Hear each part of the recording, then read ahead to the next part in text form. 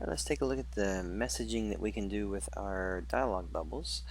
Uh, if you've done it from the last one, we'll have a message already in there, but let's make sure if you're starting fresh, let's be sure that we go to our dialog bubble options. And for the enabled, you notice it's on for the first one. By default, it'll always be on for the first one. But let's go ahead and do each one after. We're going to do all of them set to enabled. That way we can walk through a whole series of messages. We can see them, how they're working. So we're just going to turn all of them on. And then once they're on, notice all of these options are also all set to on right here. And you could change them differently if you wanted to. If the end result would be that expression you're trying to create with your particular tile.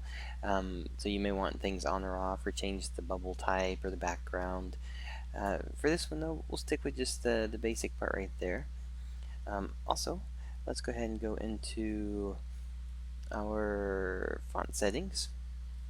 So we ended up, the last time we did it, the first one we had was this message. And then every message after, by default, is just going to be using the font number 2 with the size and the font offset like these.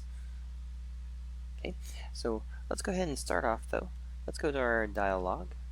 And so we'll say, welcome to Build Game Universe. We could say, it's great to have you here. And then we can say, I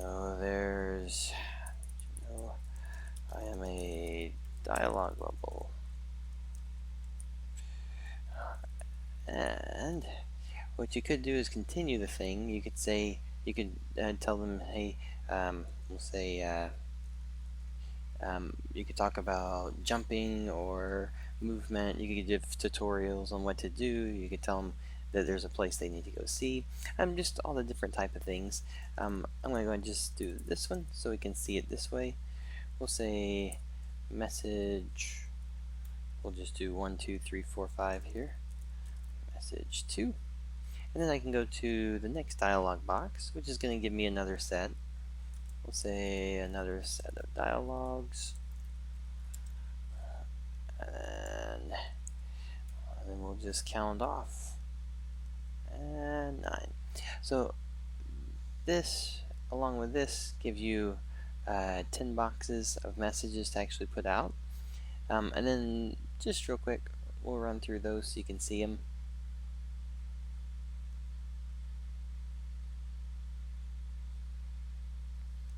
Alright, so now when the player walks up, you interact with it, welcome, and it goes across.